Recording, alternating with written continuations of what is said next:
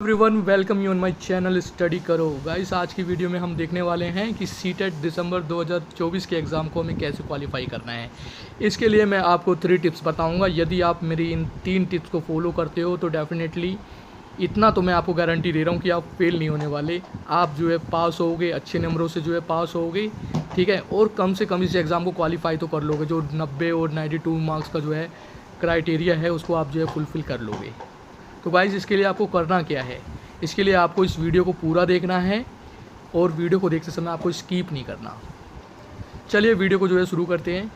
तो जैसा कि आप लोग जो है जानते हैं कि सीटेट के एग्ज़ाम में 150 क्वेश्चंस आते हैं और 150 क्वेश्चंस में ऑलमोस्ट 75 क्वेश्चंस ऐसे होते हैं जो पैडागोजी से जो है रिलेटेड होते हैं।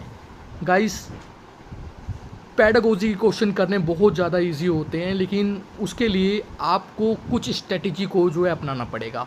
वो स्ट्रेटजी मैं आपको इस वीडियो के माध्यम से जो है बताऊंगा, ठीक है। चलिए वीडियो को जो है शुरू करते हैं। This is tip number 1। ये हमारी पहली टिप है, पॉइंट टू बी नोटेड।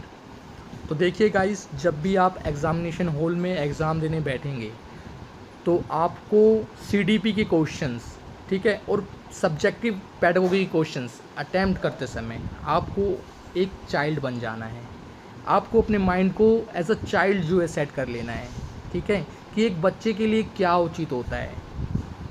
जब आप छोटे थे ना, उस हिसाब से आपको सोचना है कि जब मैं छोटा था तो मेरे लिए एज अ चाइल्ड क्या बहुत ज़रूरी था, क्या मोस्ट इम्पोर्टेंट था, आप टीचर से क्या उम्मीद करते थे। तो आपको इस हिसाब से सोचना है, ठीक है। तो ये पहला पॉइंट है आपका। You should have to think like a child. You should be think like a child. आपको बच्चे की तरह सोचना चाहिए कक्षा के अंदर, ठीक है। यही आपके लिए बहुत ज़्यादा यूज़फुल होने वाला है, बच्चे की तरह जो है सोचना, ठीक है गाइस। तो एक बच्चा जब कक्षा में होता है वो क्या करता है कक्षा में, वो एक सक्रिय लर्नर है, एक्टिव लर्नर है, ठीक है। उसके अंदर उत्साह होता है, ठीक है। उसके पास कुछ पूर्व ज्ञान होता है, उसके पास कुछ ज्ञान होता है, ठीक है गाइस। तो जब टीचर उसे पढ़ाता है तो वो उसके माध्यम से अपने ज्ञान को चेक करता है कि जो मुझे प्रीवियस नॉलेज है क्या वो सही है या गलत है, ठीक है।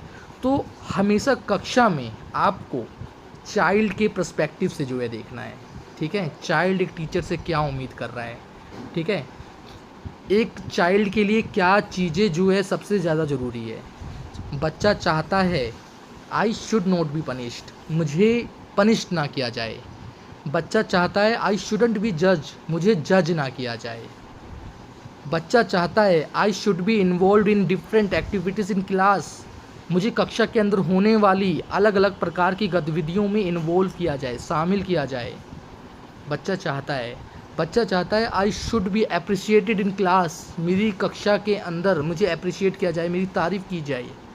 तो इसीलिए यदि बच्चे को कुछ भी प्रीवियस नॉलेज है वो हो सकता है कि गलत हो सकता है कि वो सही हो, तो टीचर को चाहिए कि उसको वो नेगलेक्ट ना कर दे, नकारात्मक स्थिति में ना ले, उसको नेगेटिव थॉट जो है ना देकर, नेगेटिव शब्द जो है ना बोलकर, उसको जज ना करते हुए उसे पॉजिटिव और सही डायरेक्शन की तरफ जो है लेकर जाए। तो जब भी आप क्वेश्चंस अटैम्प्ट करेंगे तो आपको इसी अप्रोच को अपने उसमें जो है शामिल करना है, ठीक है। क्वेश्चंस को अटैम्प्ट करते समय अप्रोच मैंने आपको बताई कि अप्रोच क्या होने वाली है।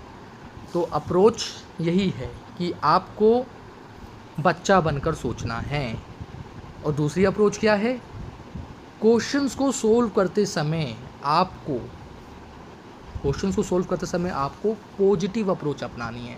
अब पॉजिटिव अप्रोच कैसे, जब भी क्वेश्चंस पॉजिटिव होगा तो आपको मोस्ट पॉजिटिव रिस्पॉन्स पर क्लिक करना है, ठीक है। और जब भी क्वेश्चन नेगेटिव होगा तो आपको मोस्ट नेगेटिव रिस्पॉन्स पे क्लिक करना है। आपको समझना है कि क्वेश्चंस की अप्रोच क्या है, जो वो क्वेश्चन है उसकी अप्रोच क्या है, क्या वो नेगेटिव अप्रोच वाला क्वेश्चन है या वो पॉजिटिव अप्रोच वाला क्वेश्चन है। पॉजिटिव अप्रोच क्या होती है? पॉजिटिव अप्रोच में पॉजिटिव क्वेश्चंस होता है, नेगेटिव अप्रोच में नेगेटिव क्वेश्चंस होता है।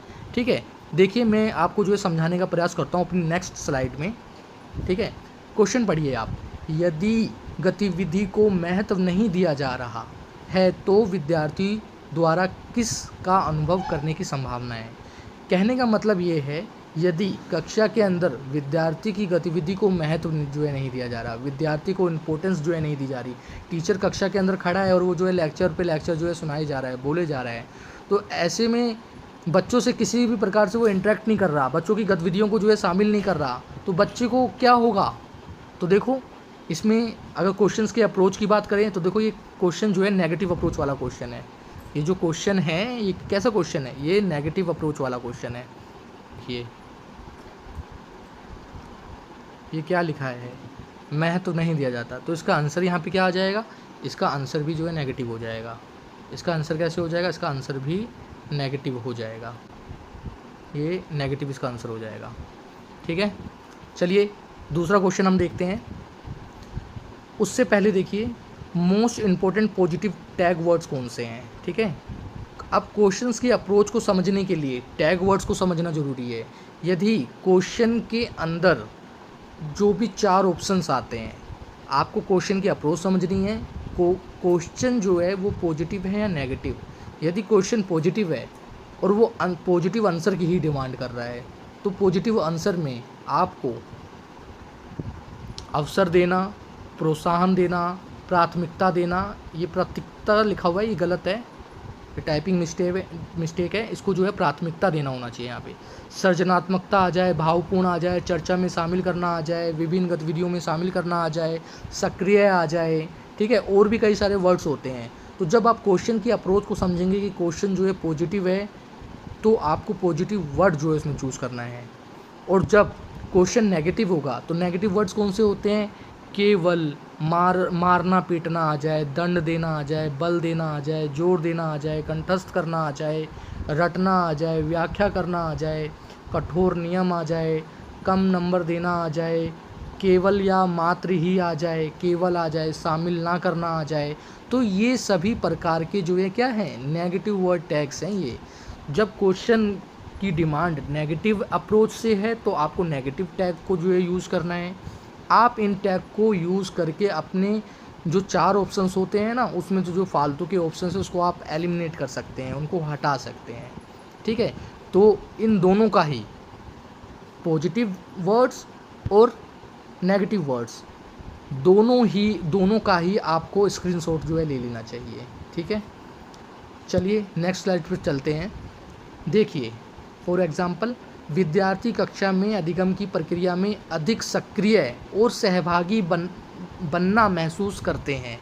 यदि कक्षा परिवेश समुन्नत करता है, तो एक विद्यार्थी है कक्षा के अंदर जो भी अधिगम की प्रक्रिया हो रही है, तो विद्यार्थी उसमें क्या करता है? सक्रिय और सहभागी बनना महसूस करता है। बताया ना मैंने अभी थोड़ी देर पहले बताया कि जो एक स्टूडेंट होता है, एक जो चाइल्ड होता है ना, वो एक्टिव लर्नर होता है कक्षा के अंदर होने वाली किसी भी प्रकार की गतिविधि में वो सक्रिय रूप से जो है शामिल होना चाहता है। ठीक है, यदि कक्षा परिवेश समुन्नत करता है, तो देखो इसमें पहला ऑप्शन देखो, अवधारणाओं के बारे में जिज्ञासा।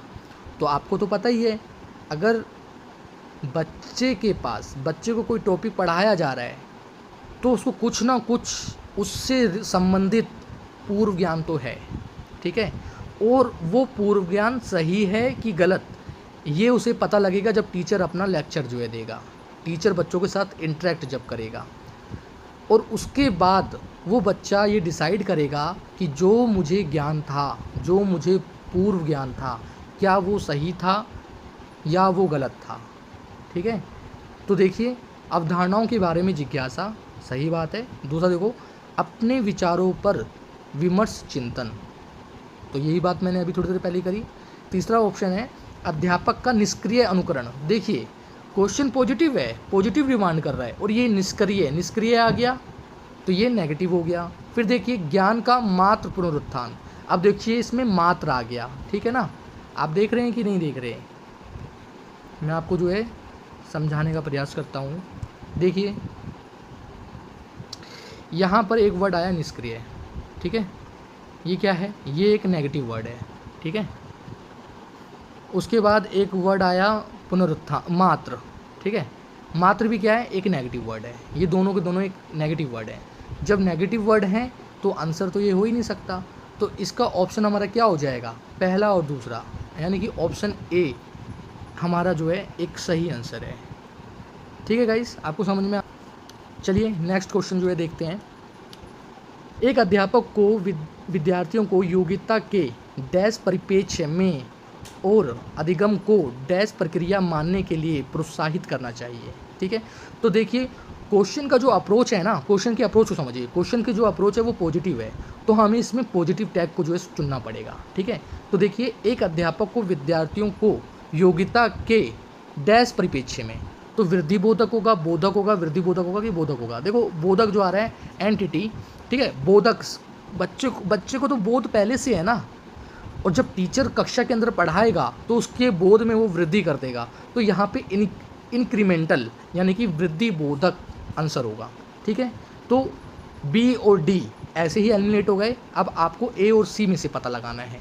तो ए और सी में से आप कैसे पता लगा सकते हैं, तो देखिए ए में दिया है इंक्रीमेंटल एन एक्टिव, तो यहाँ एन एक्टिव आ गया, पॉजिटिव वर्ड, ये पॉजिटिव वर्ड है, ठीक है ना, तो यहाँ पे पॉजिटिव वर्ड टैग हो गया।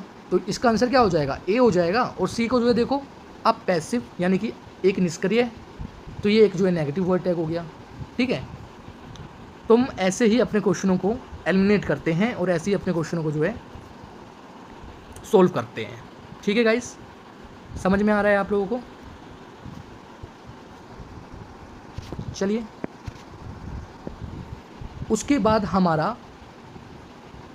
हमारी टिप्स नंबर 2 है। ठीक है, कुछ क्वेश्चन कॉन्सेप्चुअल टॉपिक्स हैं। ये कॉन्सेप्चुअल टॉपिक्स हैं, इन टॉपिक्स को आपको याद करना है, आपको पढ़ना है, आपको अंडरस्टैंडिंग डेवलप करनी है। वाइगोस्की, जीन पियाजे, कोहलबर्ग बहुत इंपॉर्टेंट है, स्किनर। ठीक है, ये 4 तो आपको किसी भी कीमत पे पढ़कर जाना है, इसको जो है समझना है। ठीक है, इसमें जो भी इन लोगों ने टर्मिनोलॉजी ऑफ वर्ड का यूज़ किया है वो आपको जो है समझना है। जैसे कि मैं बात करूँ स्कैप फोल्डिंग, मैं बात करूँ स्कीमा, ये दोनों टर्म किसने दिए हैं, इन दोनों टर्म का अर्थ क्या है, मतलब क्या है। ठीक है, एनसीपी 2005, एनईपी 2020, विकास और वृद्धि, वातावरण व आनुवांशिकता, व्यक्तिगत भिन्नताएं, बुद्धि, बच्चों में शिक्षा संबंधी विकार। तो गाइस इसका आप स्क्रीनशॉट ले लो और इसको नोट डाउन कर लो, ये मोस्ट इंपॉर्टेंट टॉपिक हैं। ठीक है, और ये आपके नंबर इंक्रीज़ करेंगे। ठीक है, चलिए आगे चलते हैं। ये स्टेप नंबर 3 है।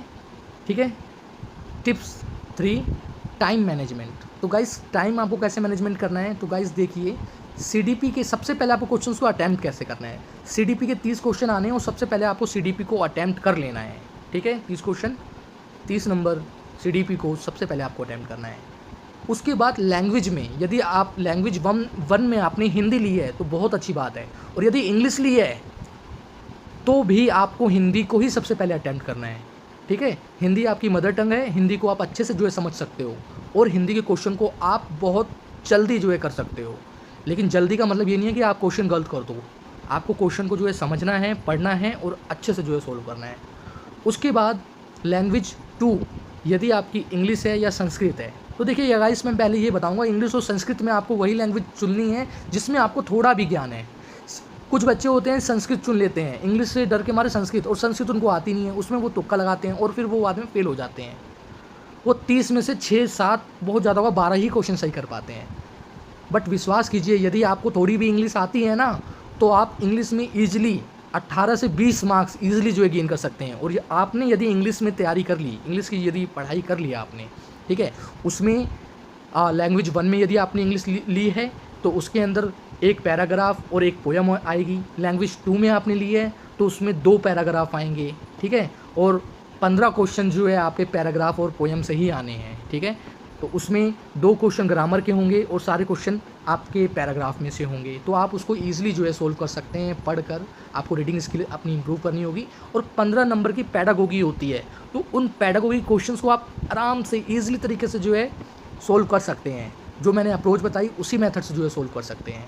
उसके बाद आपको सबसे लास्ट में अपना सब्जेक्टिव पोर्शन अटैम्प्ट करना है। तो जो भी आर्ट्स साइड वाले बच्चे हैं जिनका सोशल साइंस है, ठीक है, तो उन बच्चों को क्या करना है, सोशल साइंस के 60 क्वेश्चंस को अटैम्प्ट करना है, ठीक है। और इन 60 क्वेश्चनों में सबसे पहले आपको पेडागोगी के क्वेश्चंस अटैम्प्ट करने हैं, बहुत ईजी होते हैं, आप इजीली उनको जो है कर सकते हैं।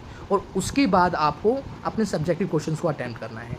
और जो मैथ्स और साइंस वाले बच्चे हैं, तो मैथ्स और साइंस में सबसे पहले आपको फर्स्टली साइंस को अटैम्प्ट करना है और उसके बाद मैथ को अटैम्प्ट करना है। यही आपके लिए जो है ज़्यादा लाभदायक रहेगा। यदि आप मैथ के क्वेश्चंस को जो है अटैम्प्ट करते हैं तो आपको जो है संभवतः जो है समय लग जाएगा। तो सबसे पहले आप साइंस में पेडागोगी के क्वेश्चन अटैम्प्ट करिए, साइंस में फैक्चुअल क्वेश्चन अटैम्प्ट करिए और उसके बाद मैथ्स के अंदर उन क्वेश्चंस को अटैम्प्ट करिए जो अर्थमेटिक्स के पोर्शन से जो है आता है, जो ईजी है। जैसे जो कोई अगर परसेंटेज से क्वेश्चन आ रहा है, CISI से क्वेश्चन आ रहा है, एवरेज से क्वेश्चन आ रहा है, तो ऐसे क्वेश्चंस को आपको अटैम्प्ट करना है, ठीक है। और टाइम का आपको विशेषकर जो है ध्यान रखना है। और आप कई बच्चे जो है ना इतनी गलती करते हैं कि वो क्या करते हैं कि यदि CDP में उनको क्वेश्चन नंबर 1 आया तो क्वेश्चन नंबर वो 1 अटैम्प्ट करा उन्होंने, और अटैम्प्ट करने के बाद OMR सीट में वो A को जो है फिल करने लग जाते हैं, गोला करने लग जाते हैं। फिर B को सोल्व करते हैं, B का जो है गोला करते हैं क्वेश्चन नंबर 2 में। आपको ऐसे अटैम्प्ट नहीं करना, आपको सबसे पहले CDP के 30 क्वेश्चन कर लेने हैं। आप 30 क्वेश्चन करने के बाद उस सेक्शन A को जो है आप फुल फिल करेंगे, उसको जो है भरेंगे, अपनी शीट को जो है भरेंगे। फिर 30 क्वेश्चन आपको कर लेने हैं। उसके बाद जब आप हिंदी के क्वेश्चन सोल्व करते हो तो हिंदी के 30 क्वेश्चन अटैम्प्ट करने के बाद आपको उनको फिलअप कर लेना है। इंग्लिश के क्वेश्चन अटैम्प्ट करने के बाद इंग्लिश के क्वेश्चन को फिलअप कर लेना है। उसके बाद सब्जेक्टिव। तो ऐसे ही आपको क्रम वाइज सीक्वेंस वे में आगे बढ़ना है, ठीक है। आपको यही स्ट्रेटजी जो है आगे लेके चलनी है। यदि आप इस स्ट्रेटजी को फॉलो करोगे तो मैं आपको गारंटी के साथ कह रहा हूँ कि आप इस एग्ज़ाम को अच्छे नंबरों से क्वालिफाई कर ले जाओगे, ठीक है गाइस। उम्मीद करता हूँ आपको मेरी ये वीडियो जो है समझ में आई होगी, मेरा पूरा एनालाइज जो है समझ में आया होगा। और प्लीज़ हमको सपोर्ट करिए। और यदि आपको ये वीडियो आपको अच्छा लगता है, आपको लगता है कि हाँ हमको कुछ जो है समझ में आया है इस वीडियो से, तो प्लीज़ गाइस हमारे चैनल को सब्सक्राइब कर दीजिए और ऐसी ही वीडियो आपको आगे मिलती रहेगी, ठीक है। थैंक यू, धन्यवाद।